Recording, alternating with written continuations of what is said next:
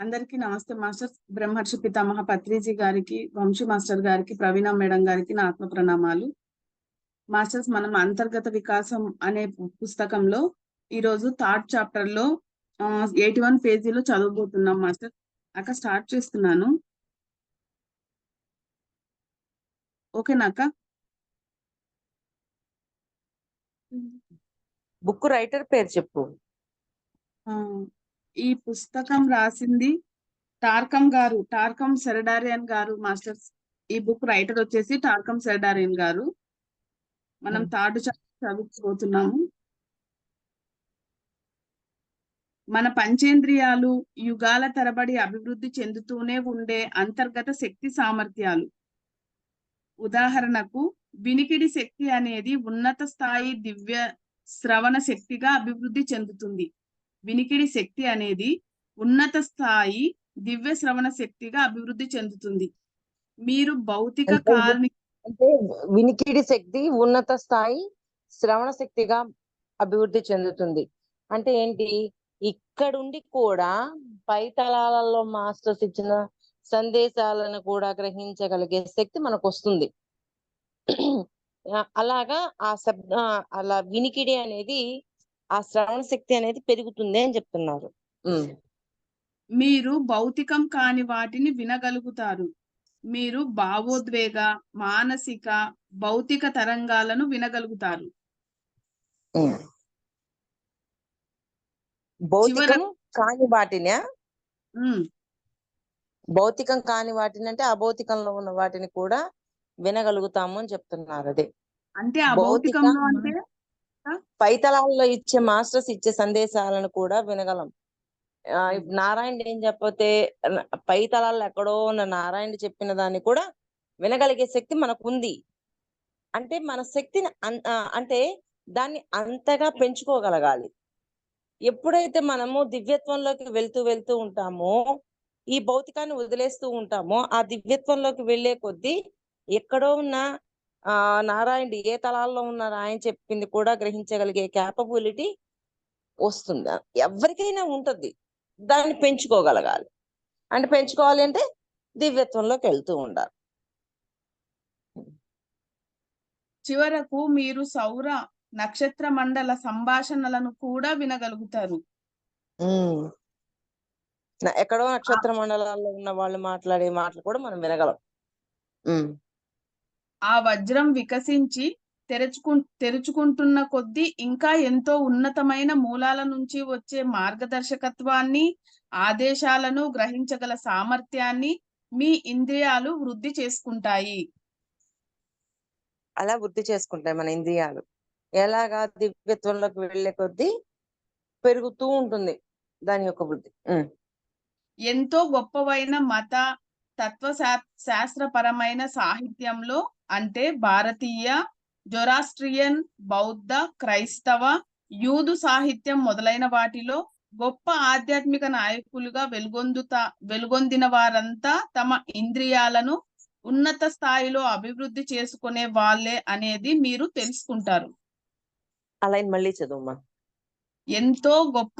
ఎంతో గొప్పవైన మత తత్వశాస్త్రపరమైన సాహిత్యంలో, అంటే భారతీయ, జొరాస్ట్రియన్, బౌద్ధ, క్రైస్తవ, యూదు సాహిత్యం మొదలైన వాటిలో గొప్ప ఆధ్యాత్మిక నాయకులుగా వెలుగొందిన వారంతా తమ ఇంద్రియాలను ఉన్నత స్థాయిలో అభివృద్ధి చేసుకున్న వాళ్ళే అనేది మీరు తెలుసుకుంటారు. అంటే వాళ్ళంత ఉన్నత స్థాయిలో వాళ్ళ ఇంద్రియాలని అభివృద్ధి చేసుకున్నారు అని ఎగ్జాంపుల్స్ చెప్తున్నారు మనకి. మీరిప్పుడు చూడగలుగుతున్నవి మాత్రమే చూడటంతో సంతృప్తి పడిపోవడం ఎందుకు? ఉదాహరణకు, నాకు 7 సంవత్సరాల వయసు ఉన్నప్పుడు మా నాన్నగారిని ఇలా అడగడం నాకు గుర్తుంది. నాన్న, నేను చూస్తున్నవి కాకుండా నేను ఇంకేదైనా చూడగలుగుతానా? ఆయన నవ్వడం మొదలు పెట్టారు. నాకు ఏ సమాధానము చెప్పలేదు. నేనిప్పుడు వింటున్న దాన్ని మించినది నేను వినాలనుకుంటున్నాను. నేను ఇంద్రియాల ద్వారా ఇప్పుడు గ్రహిస్తున్న వాటిని మించిన దాన్ని నేను గ్రహించాలనుకుంటున్నాను. ఇంకొక స్థాయి ఏదైనా ఉందా? మీరు నాటిన మొక్కకు పూసిన పువ్వు రేకులు విచ్చుకొని ఎంతో అందంగా విరబూసినట్లుగా మీ ఇంద్రియాలు వృద్ధి చెందగలిగేలా మీరు వాటిని విస్తరించి వికసించేలా చేసుకోగలరా? అంటే మన ఆత్మ చైతన్యాన్ని మన చైతన్యాన్ని విస్తృతపరుచుకుండే కొద్దీ ఎక్కడో ఉన్న మాటలు వినపడతాయి, వాళ్ళు మాట్లాడింది వినపడుతుంది, మనది కూడా వాళ్ళకి వినపడుతుంది, అన్ని విధాలుగా వృద్ధి చెందుతాయి అని చెప్తున్నారు. ప్రజలు తమలో ఉన్న నిధులను ఏమాత్రం పట్టించుకోకుండా ఉంటారు. మీలో ఎన్నో నిధులు ఉన్నాయి అని మీరు తెలుసుకున్నప్పుడు ఆ నిధులను పెంపొందించుకోవడం మొదలు పెట్టండి.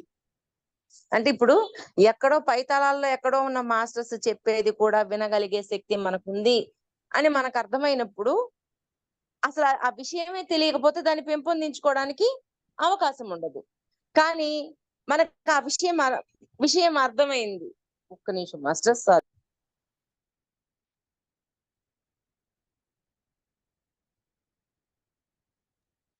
మనకి ఆ విషయం అర్థమైంది. విషయం అర్థమైనప్పుడు దాన్ని మనము ఇంకొంచెం పెంపొందించుకోవచ్చు.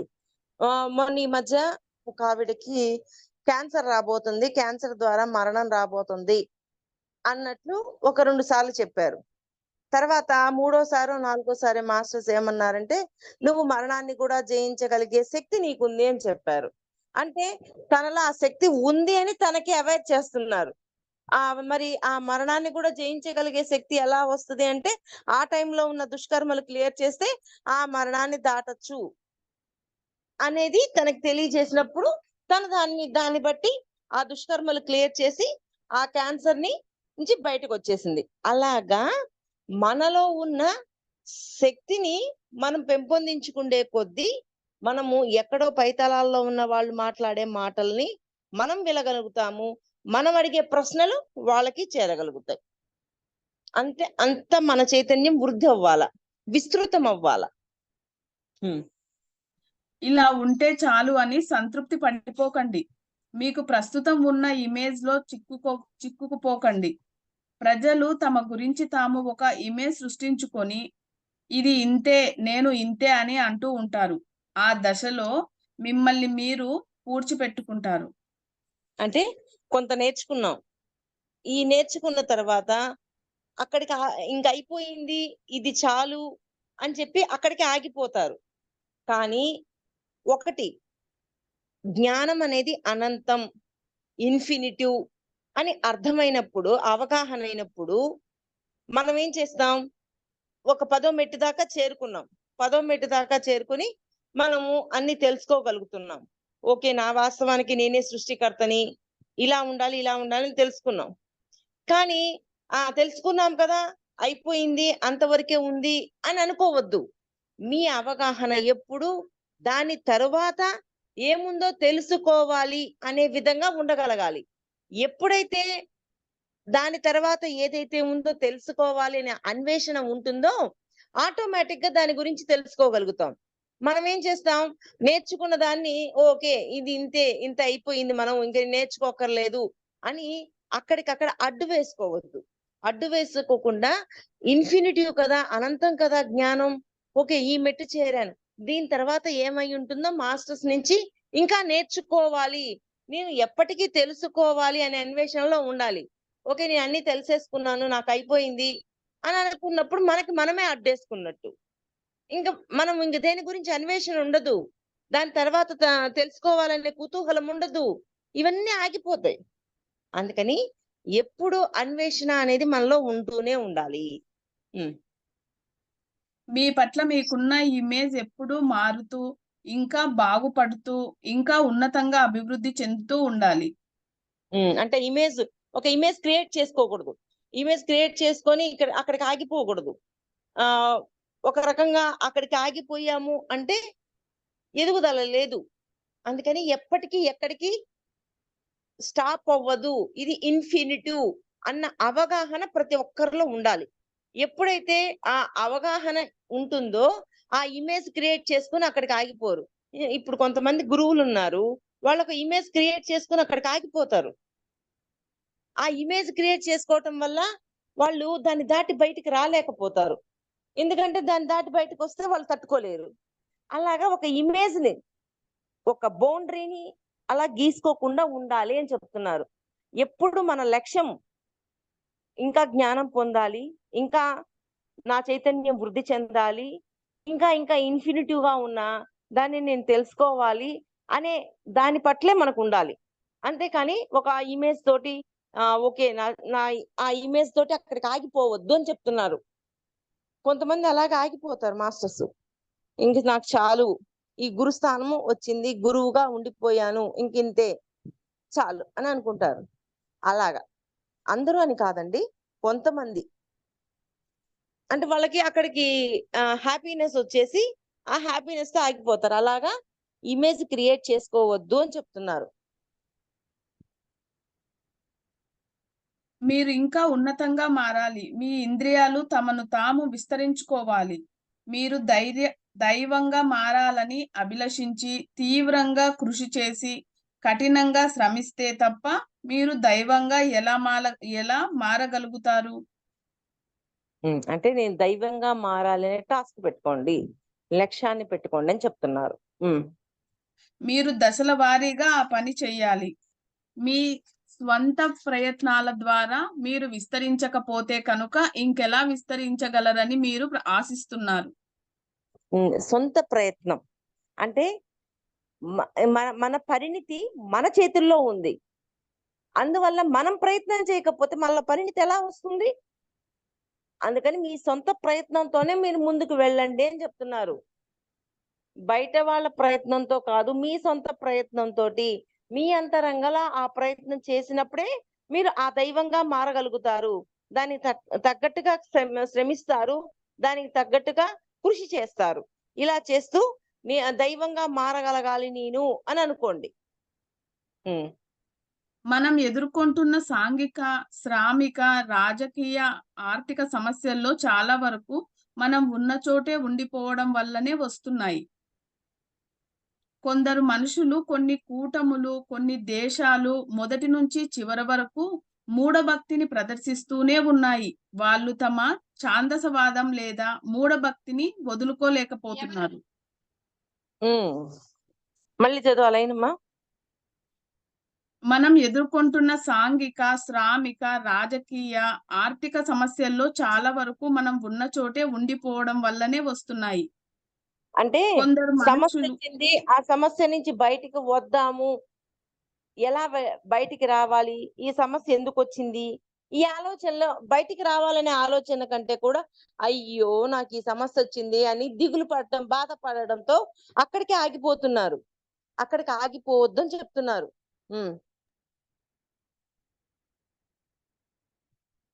కొందరు మనుషులు, కొన్ని కూటములు, కొన్ని దేశాలు మొదటి నుంచి చివరి వరకు మూఢభక్తిని ప్రదర్శిస్తూనే ఉన్నాయి. వాళ్ళు తమ ఛాందసవాదం లేదా మూఢభక్తిని వదులుకోలేకపోతున్నారు. అంటే మూఢభక్తి అనేది కూడా ఉండకూడదు, భక్తి ఉండొచ్చు, మూఢభక్తి ఉండకూడదు. ఆ మూఢభక్తిని వదలలేక ఇంకా అక్కడే ఉండిపోయి ఇంకా పై మెట్లోకి ఎక్కలేకపోతున్నారు. అది మీరు ఆ పెంకులోనే ఇంకా ఎంతకాలం ఉండాలనుకుంటున్నారు? పెంకు లోపలే చాలా ఎక్కువ కాలం ఉండిపోయే కోడి పిల్లలు కుళ్ళి చనిపోతాయి అనేది మనకు తెలుసు. మానవ పిండం 9 నెలల కన్నా ఎక్కువ కాలం గర్భాశయంలోనే ఉండిపోతే కనుక అది కూడా చనిపోతుంది. మరి ఎక్కువ కాలం పెంకులోనే ఉండిపోతోంది కాబట్టి మానవాళి కూడా మరణించే అవకాశం ఉంది. అంటే మూఢభక్తిలో అలాగే ఉండిపోయారే అనుకోండి, ఇంకా అక్కడ ఎదుగుదల లేదు. అక్కడ తెలియకుండానే ఆ మూర్ఖత్వం ఇవన్నీ కూడా ఎక్కువైపోతాయి. అలా ఉండద్దు అని చెప్తున్నారు. కొన్ని దేశాలు మరణించాయి. అవి చురుకుగానే పనిచేస్తూ ఆయుధాలను తయారు చేసి ఒకరినొకరు చంపుకుంటూనే ఉన్నాయి గాని విశ్వపు దృష్టికోణంలో చూస్తే అవి ఇప్పటికే గర్భాశయంలో చనిపోయి ఉన్నాయి. అంటే చూడండి, ఇంకా కొన్ని దేశాలు ఇలాగే చేస్తూ ఉన్నాయి. కానీ ఇప్పుడు ఒక విషయం గురించి వ్యక్తిగత కోణంలో చూసినప్పుడు ఒక అర్థం వస్తుంది, విశ్వ కోణంలో చూసినప్పుడు ఒక అర్థం వస్తుంది.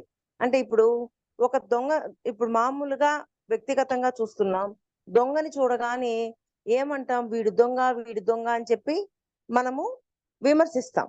కానీ విశ్వం కోణంలో చూసినప్పుడు దొంగలాగా అనుభవం ప్రతి ఒక్కడు పొందాలని జన్మ తీసుకుంటారు కాబట్టి, వాడు ఈ జన్మకి ఆ అనుభవం కోసం వచ్చాడు అని అనుకుంటారే తప్ప, వాడిని ప్రత్యేకించి జడ్జి చేసి మాట్లాడరు. వ్యక్తిగత కోణంలో చూసినప్పుడు ఒక విధంగా ఉంటుంది. ఏ ఏ పరిస్థితి అయినా, ఏ సమస్య అయినా, ఏదైనా సరే. కానీ విశ్వం కోణంలో చూసేసరికి ఒక విధంగా ఉంటుంది. అలాగా ఆ కోణాలనేవి మారతాయి అని చెప్తున్నారు. మీరు పరమాత్మ పెంకును దృష్టి బద్దలు అంటే ఇప్పుడు పరమాత్మ దృష్టిలో దొంగైనా, దొరైనా ఒకటే. ఎందుకంటే ఆ దొరైన వాడు దొంగగా కొన్ని జన్మలు తీసుకొని అనుభవం పొంది ఈ రోజు దొరగా అయ్యాడు. మరి ఆ దొంగగా ఉన్నవాడు అనుభవం పూర్తయిపోతే నెక్స్ట్ దొరగా మారతాడు. అలాగా వ్యక్తిగత కోణాల్లో చూసినప్పుడు అది ఒక పెద్ద తప్పులాగా జడ్జిమెంట్ చేస్తాం. కానీ విశ్వం కోణంలో చూసినప్పుడు జడ్జిమెంట్ చేయలేం. No complaint. ఇంకా అసలు కంప్లైంటే ఉండదు. వాడు ఇట్లాంటి వాడా, అట్లాంటి వాడా అని విమర్శించడం ఉండదు, వ్యతిరేకత ఉండదు, అసహ్యము ఉండదు. ఏమీ ఉండవు వాడికి. అది. మీరు ఆ పెంకును బద్దలు కొట్టి ఇది కొత్త ప్రపంచం, ఇది వేరే పరిస్థితి, మనం మానవాళి ఏకత కోసం, పరస్పర అవగాహన కోసం కృషి చేద్దాం. ఏంది మళ్ళీ చదువు? మీరు ఆ పెంకుని బద్దలుగొట్టి ఇది కొత్త ప్రపంచం, ఇది వేరే పరిస్థితి, మనం మానవాళి ఏకత కోసం, పరస్పర అవగాహన కోసం కృషి చేద్దాం. అంటే వ్యక్తిగతంగా చూసినప్పుడు ఇలాగ అనిపించింది. కాదు దీన్ని కూడా దాటాలి అని అనుకున్నప్పుడు దాన్ని కూడా దాటి వస్తాం. అంతకుముందు మనం కూడా అంతే కదా! మనకు తెలియనప్పుడు జ్ఞానం తెలియనప్పుడు మనం ఏమన్నాం? అలాగే ఉన్నాం. కానీ ఇప్పుడు జ్ఞానం తెలిసాక మన అవగాహన పరిధి మారాక ఎలా అంటున్నాం? ఎవరి మీద కంప్లెయింట్ ఉండట్లా. విమర్శించాలనిపించట్లా. ఒకవేళ నోటి దాకా వచ్చినా అదేంటి ఎలా విమర్శిస్తున్నారు అని అసహ్యము లేదు, వ్యతిరేకత లేదు, విమర్శ లేదు. ఇవన్నీ ఏం లేకుండా ఏకత్వంలోకి వెళ్ళగలుగుతున్నామా లేదా? అలాగా మారుతాం మనము అని చెప్తున్నారు. అంటే ఆ 9 నెలల పాటు మాత్రమే గర్భంలో ఆ పిండం ఉండాల. అంతేకాని దాన్ని దాటి ఉంది అంటే అది చనిపోతది. అది ఉండలేదు ఇంక దానికి ఆ పరిస్థితి. అలాగా మనం కూడా అంటే అక్కడ బద్దలు చేసుకొని ఇప్పుడు కోడి ఉంది. కోడిగుడ్డు ఉంది.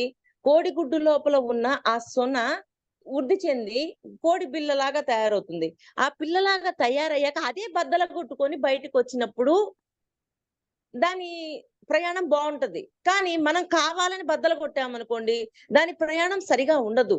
అలాగా మనకి మనమే బద్దలు కొట్టుకొని బయటికి రావాలి అని చెప్తున్నారు. అంటే మనకి మనమే. ఎవరో కాదు. మన పరిణితికి మనమే. అలాగా మన పరిణితిని ఇంకా ఇంకా వృద్ధి చేసుకోవాలి. ఇంకా నేను దైవంగా మారగలగాలి. ఇంకా దివ్యత్వంలోకి వెళ్ళాలి. ఇంకా ఒక మాస్టర్‌గా తయారవ్వాలి. ఇలాగా మన లోపల ఆ ప్రోత్సాహం, ఆ తృష్ణ ఇవన్నీ ఎప్పుడైతే ఉంటూ ఉంటాయో ఆటోమేటిక్‌గా మనం బద్దలు కొట్టుకొని ఎళ్ళిపోతూ ఉంటాం.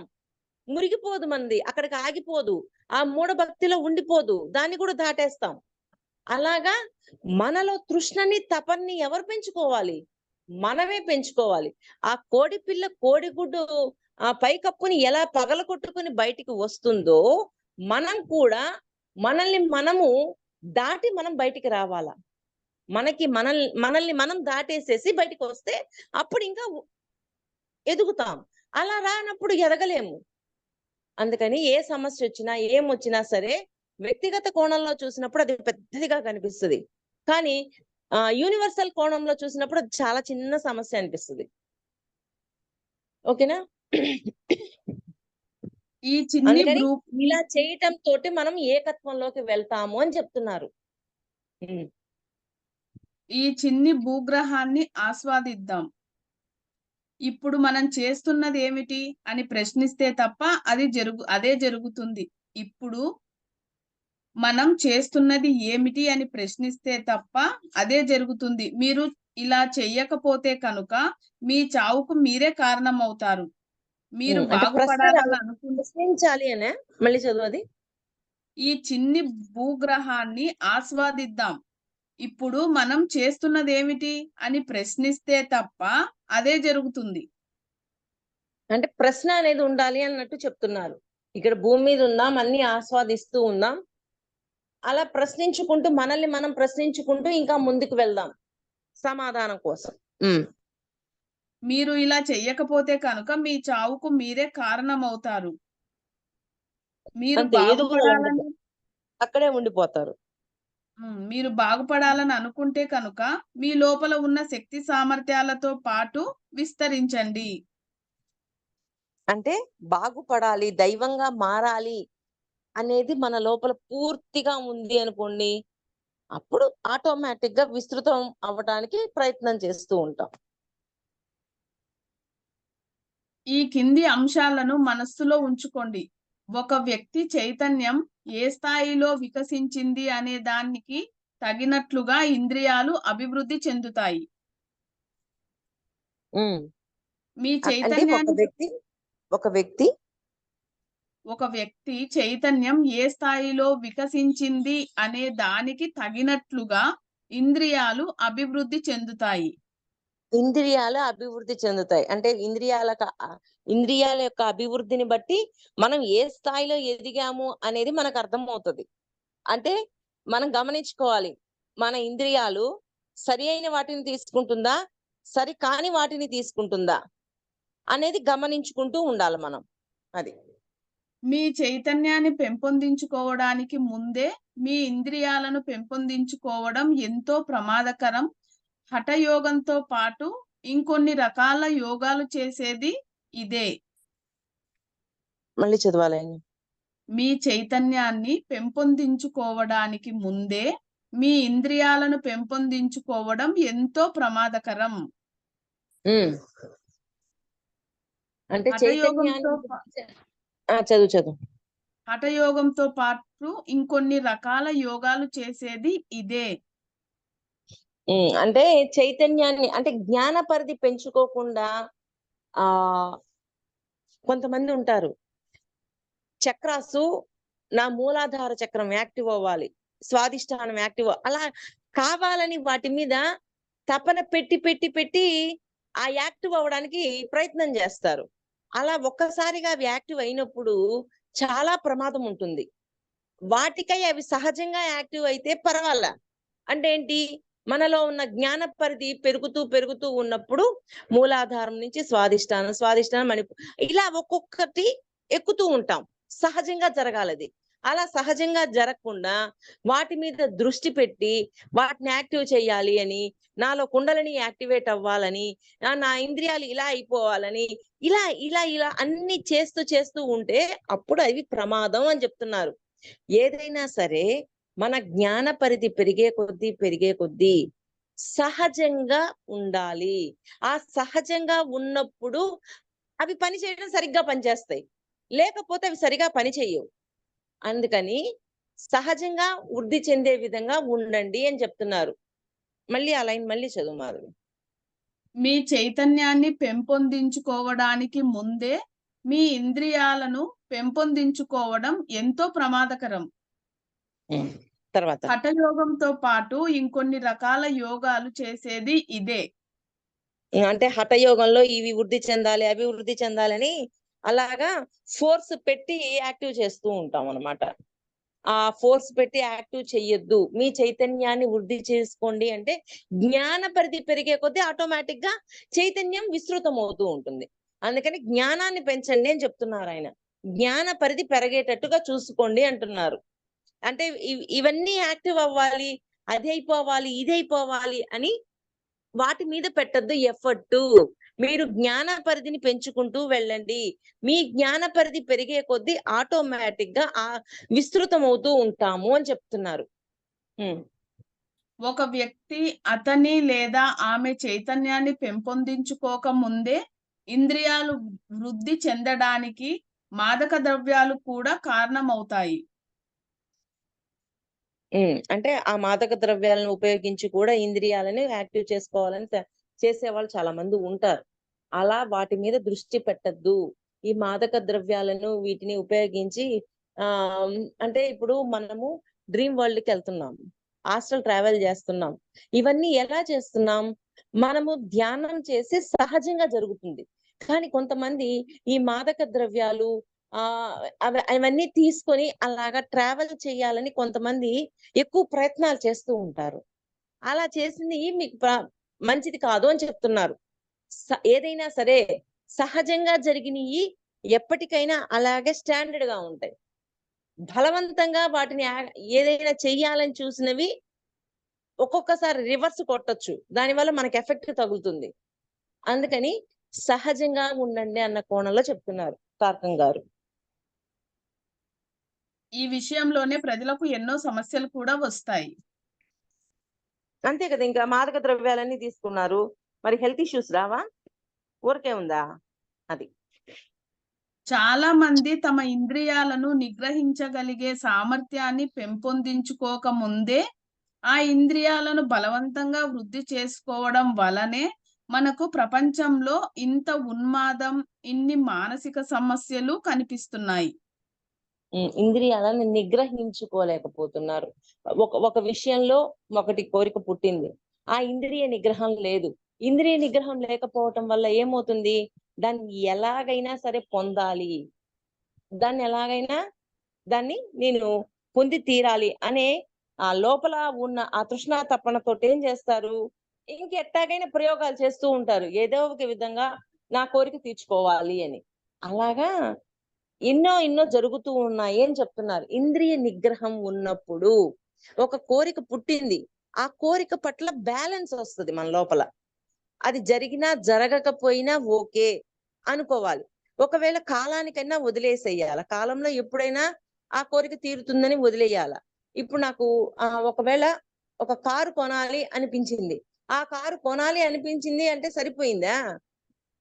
అని కోరిక పుట్టింది, సరే ఏదో ఒక రోజుకి ఆ కోరిక తీరుతుందిలే అని ఒక బ్యాలెన్స్ గా ఉన్నాము. ఆ ఇంద్రియాలకే కదా ఆ కోరిక ఉన్నాము, ఓకే. కాదు, అది ఎట్టయినా ఇప్పటికిప్పుడు నేను పొందాల్సిందే అనుకున్నప్పుడు ఏం చేస్తాం? ఇంట్లో వాళ్ళతో గొడవ పడతాం, అప్పు చేస్తాం, సొప్పు చేస్తాం, అది కొంటాం. మరి అప్పు చేసాము, అప్పు తర్వాత వడ్డీ రావట్లేదా? అలాగా మన ఇంద్రియాల పట్ల నిగ్రహం ఉన్నప్పుడు, ఆ బ్యాలెన్స్ స్టేట్ ఉన్నప్పుడు మనము ఎటువంటి సమస్యల్లో ఇరుక్కోము. అది ఇంద్రియ నిగ్రహం ఉండాలి అంటున్నారు. అణుశక్తిని విద్యుత్ శక్తికి మూలంగా ఉండడం కోసం ఇంద్రియాలు ఏవి అవసరమైతే అవి తీసుకోవాలి, ఏవి అవసరం లేదో అవి తీసుకోకూడదు అనే నిగ్రహం కూడా ఉండాల. బయట చూసినవన్నీ ప్రతి మాటను చెవులో వేసుకున్నాం, ఆ మాటలు చెవులో వేసుకోగానే తర్వాత ఎవరు ఇబ్బంది పడేది? మనమే.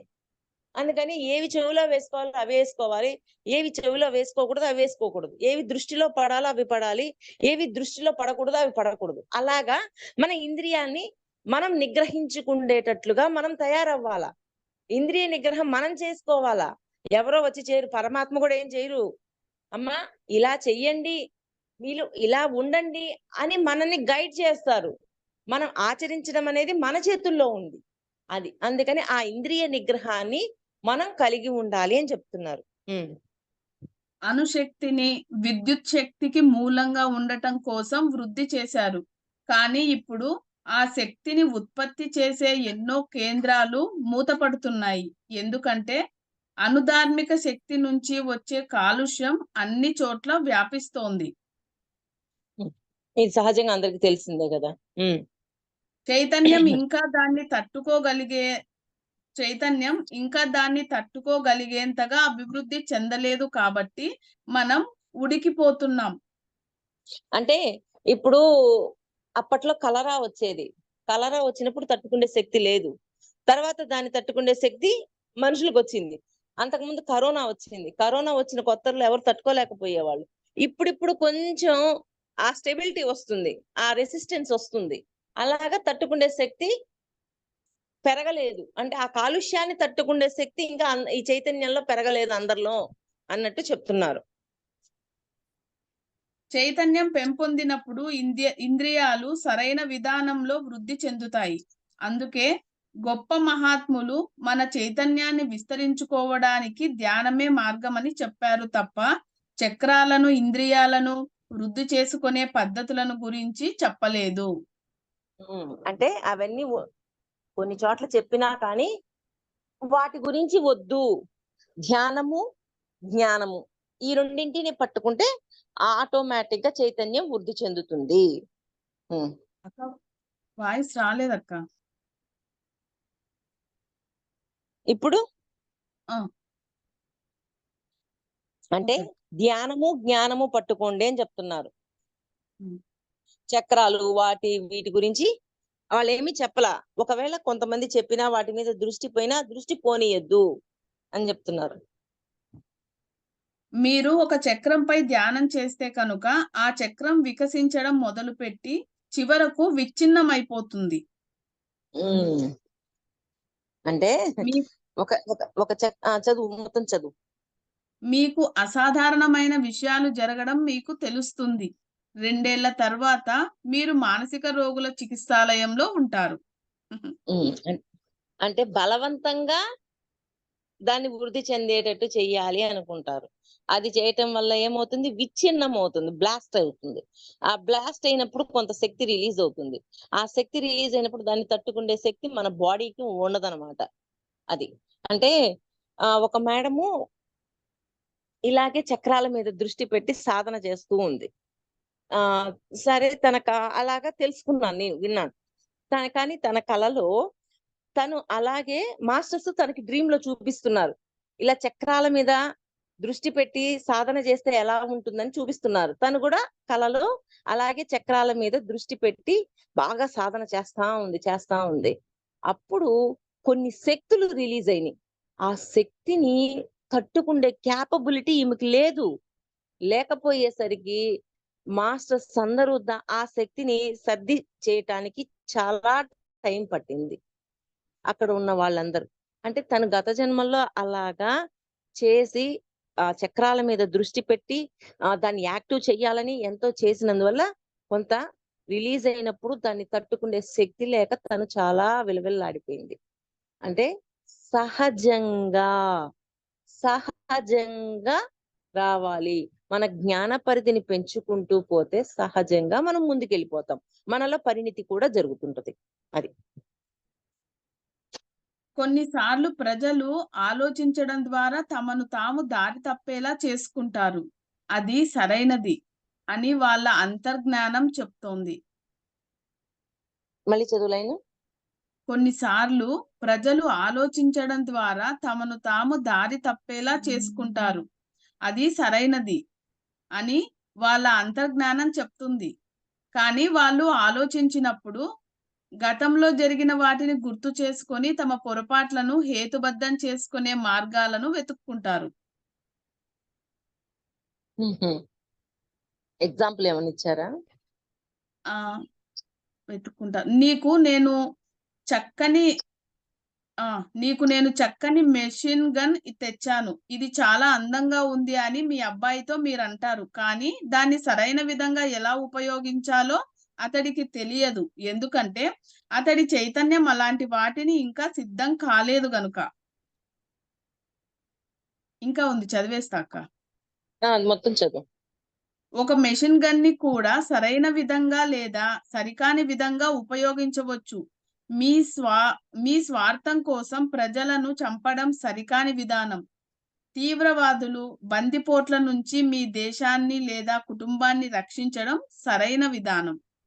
కాబట్టి మీ చైతన్యం మరింత ఉన్నతంగా అభివృద్ధి చెందక ముందే మీరు యంత్రాలను తయారు చేయడం లేదా మీ చక్రాలను పెంపొందించుకోవడం చేసి మిమ్మల్ని మీరు సమస్యల్లోకి నెట్టుకోవచ్చు. అంటే మీ చైతన్యం చక్రాలని అంటే సరి అయిన జ్ఞానం తెలియదు. అక్కడ జ్ఞానం తెలియదు కానీ చక్రాలు యాక్టివేట్ చేసేసాం. యాక్టివేట్ చేశాక దాని నుంచి కొన్ని శక్తులు రిలీజ్ అవుతాయి. అప్పుడు ఎఫెక్ట్ ఎక్కువ కొడుతుంది. అంటే జ్ఞానం తెలియకుండానే ఆ పనులు చేసినప్పుడు ఎఫెక్ట్ ఉంటది అని చెప్తున్నారు.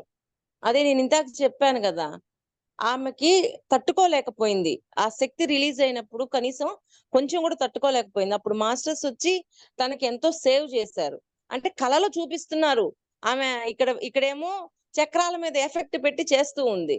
అమ్మా ఇలా చక్రాల మీద ఎఫెక్ట్ పెట్టి చేస్తే ఈ పని అవుతుంది అని కళలో ఆవిడికి అంత క్లారిటీగా అర్థమయ్యేటట్టు ఎక్స్ప్లెయిన్ చేస్తున్నారు, ఆమెకి ట్రైనింగ్ ఇస్తున్నారు. అందుకని అలా చెయ్యొద్దు అని చెప్తున్నారమ్మా. అందుకే సహజంగా ముందుకెళ్దాం, జ్ఞాన పరిధి పెంచుకుంటూ వెళ్దాం. ఈ రోజుకి అయిపోవాలి, ఇప్పటికిప్పుడే అయిపోవాలా అని కూర్చొని చెప్తున్నా కింద మంట పుట్టేటట్టు నాకు ఈ చక్రం యాక్టివేట్ అయిపోవాలి, నా కుండలిని యాక్టివేట్ అయిపోవాలి. ఏంటి అయిపోయేది? ఆ బ్లాస్ట్ అయి కూర్చున్నాక తర్వాత పడే అవస్థలు ఇంకా ఆ దేవుడికి ఎరుక అని. చైతన్యం చదువు. సిద్ధంగా లేకపోతే కనుక మీరు ఇచ్చిన వస్తువులు లేదా శక్తులను మీ స్వంత మనుగడకు వ్యతిరేకంగా ఉపయోగించడం జరుగుతుంది. మానవాళి ఇప్పుడు ఆ దశలోనే ఉంది. అలైన్ మళ్ళీ చదువు. చైతన్యం సిద్ధంగా లేకపోతే కనుక మీకు ఇచ్చిన వస్తువులు లేదా శక్తులను మీ స్వంత మనుగడకు వ్యతిరేకంగా ఉపయోగించడం జరుగుతుంది. మానవాళి అంతే ఇప్పుడు కదా. ఆ దశలోనే ఉంది. అంటే ఇప్పుడు ఆ పిల్లవాడికి అది తెచ్చిచ్చాడు, గన్ తెచ్చిచ్చాడు. ఆ గన్ను దేనికి ఉపయోగించాలో తెలీదు, ఏంటి తెలీదు. కానీ వాడు ఉపయోగించాడు, దానివల్ల ఏదో ఒక ప్రమాదం జరగదా? అలాగా మనం ఇవన్నీ చేసేసామంటే మన చైతన్యము అనేది వృద్ధి చెందక ముందే ఈ పనులు చేస్తే మనకి ఎఫెక్ట్ ఉంటుంది అని చెప్తున్నారు మళ్ళీ. మానవాళికి టెలివిజన్ను అందించారు, కానీ దాన్ని ఎలా ఉపయోగించాలో ప్రజలకు తెలియదు. టెలివిజన్ నైతిక, ఆధ్యాత్మిక. అక్క ఇక్కడ పేపర్ మిస్ అయింది అక్క, ఒక్క నిమిషం, ఇందులో ఉంది, నేను చదువుతాను, నాకు ఒక్క నిమిషం.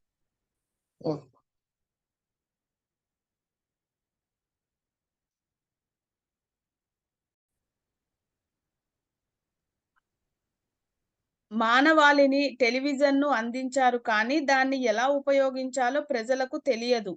టెలివిజన్ నైతిక, ఆధ్యాత్మిక కాలుష్యానికి మూలమైపోయింది. పిల్లలు టెలివిజన్లో కొన్ని వేల గంటల పాటు కార్టూన్లు చూస్తూనే ఉంటే చివరకు వాళ్ళు కార్టూన్లు లాగానే వీధుల్లో పరుగులు తీస్తారు. ఇలాంటి సాంకేతిక పరిజ్ఞానాన్ని ఉపయోగించడానికి ప్రజల చైతన్యం సిద్ధంగా ఉండాలి. అంటే వాటిని ఉపయోగించడానికి ప్రజలు యొక్క చైతన్యం అంటే దాని పట్ల అవగాహన ఉండాలి. అవగాహన లేకపోతే దాని యొక్క పర్యవసానం ఎలా ఉంటుందో విన్నారు కదా, అది. మొదట పిల్లలు మన అలా ఉపయోగించి మనం చాలా వినున్నాం, పిల్లలు అలా ఉపయోగించడం వల్ల ఎన్ని ఎఫెక్ట్లు కొట్టినాయో. మొదట మన చైతన్యం విస్తరించాలి. అప్పుడు మన ఇంద్రియాలను, సాంకేతిక పరిజ్ఞానాన్ని మనం సరైన విధంగా ఉపయోగించగలుగుతాం. మళ్ళీ చదవాలైనా. మొదట మన చైతన్యం విస్తరించాలి. అప్పుడు మన ఇంద్రియాలను, సాంకేతిక పరిజ్ఞానాన్ని మనం సరైన విధంగా ఉపయోగించగలుగుతాము.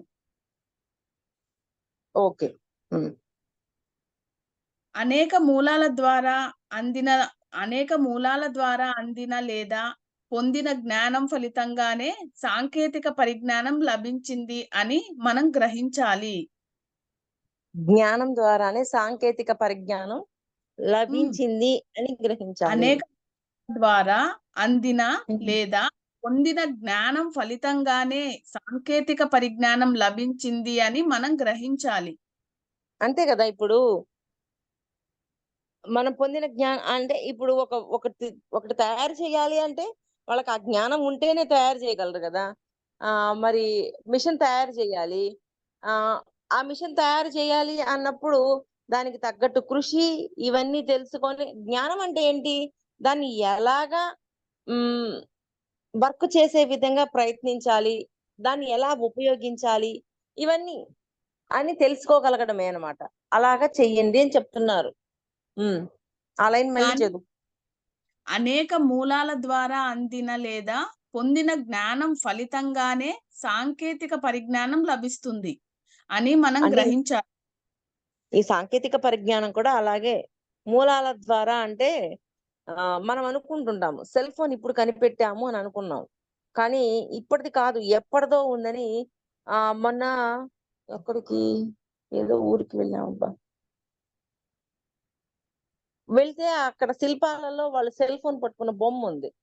ఓహో! అంటే అప్పుడే కనుక్కున్నారు. అప్పుడే విమానం కనుక్కున్నారు. అంటే ఆ మూలాలను ఉపయోగించి మరలా వీళ్ళు కొత్త వాటిని తయారు చేస్తూ ఉన్నారు. అది. హ్మ్. కానీ స్వచ్ఛమైన చైతన్యం అనేది మనస్సు కాదు. ఉన్నత నియమాలకు అనుగుణంగా శరీరం చేసేలా మార్గం చూపే కాంతివంతమైన ఆత్మ ప్రకాశమే చైతన్యం. అంటే ఆ దివ్యత్వంతో కూడిందే చైతన్యం అని చెప్తున్నారు. మళ్ళీ చదవాలి ఆయన. కానీ స్వచ్ఛమైన చైతన్యం అనేది మనస్సు కాదు. ఉన్నత నియమాలకు అనుగుణంగా శరీరం పనిచేసేలా మార్గం చూపే కాంతివంతమైన ఆత్మ ప్రకాశమే చైతన్యం. అంటే ఉన్నతమైన అంటే ఇప్పుడు మన శరీరంలోని అణువణువులోనూ దివ్యత్వంతో ఉండాలి అనుకుంటాం. ఆ దివ్యత్వం లేనప్పుడు ఇవి సరిగా పనిచేస్తాయి శరీర అవయవాలు? సరిగా పనిచేయవు. అలాగా ఆ దివ్యత్వంతోటి ఆ కాంతితో ఉంటే మన శరీరం యొక్క పని చేసే విధానం మారిపోతూ ఉంటుంది. ఆ కోణంలో చెప్తున్నారక్కడ. లైన్ మళ్ళీ చదువు మాధవి. అనేక మూలాల ద్వారా అందిన లేదా పొందిన జ్ఞానం ఫలితంగానే సాంకేతిక పరిజ్ఞానం లభించింది అని మనం గ్రహించాలి. కానీ స్వచ్ఛమైన చైతన్యం అనేది మనస్సు కాదు. ఉన్నత నియమాలకు అనుగుణంగా శరీరం పనిచేసేలా మార్గం చూపే కాంతివంతమైన ఆత్మ ప్రకాశమే చైతన్యం. ఉన్నత నియమాలు అంటే యూనివర్సల్ లా. అంటే యూనివర్సల్ లా, ధర్మం కోణము ఇవన్నీ ఎప్పుడైతే ఆచరిస్తూ ఉంటామో దాన్ని బట్టి మన శరీరం కూడా పని చేస్తూ ఉంటుంది అని చెప్తున్నా. అంతే కదా ఇప్పుడు మనము దుష్కర్మ చూసుకున్నాం. అంతకు ముందు మనం హింస చేశాం కాబట్టి ఆ హింస యొక్క ఫలితం తోటి మన శరీరం ఎలా ఉంది? బాధను అనుభవిస్తుంది. ఎప్పుడైతే ఆ హింస చేసిన వాళ్ళని క్షమాపణ కోరుకుంటూ ఇటువంటి హింస నేను ఎప్పుడూ చెయ్యను అని ఎప్పుడైతే ఆ దివ్యత్వంలోకి వెళ్తూ ఉంటామో అప్పుడు ఈ శరీరం పనిచేసే విధానం మారుతుందా లేదా? ఆ రోగం పోయిందా లేదా? అలాగా ఆ కోణంలో చెప్తున్నారు అక్కడ. ఇప్పుడు ప్రశ్న జవాబు ఉన్నాయక్క. ప్రశ్న రేపు చదవనా? రేపు చెప్తూలే. సరే.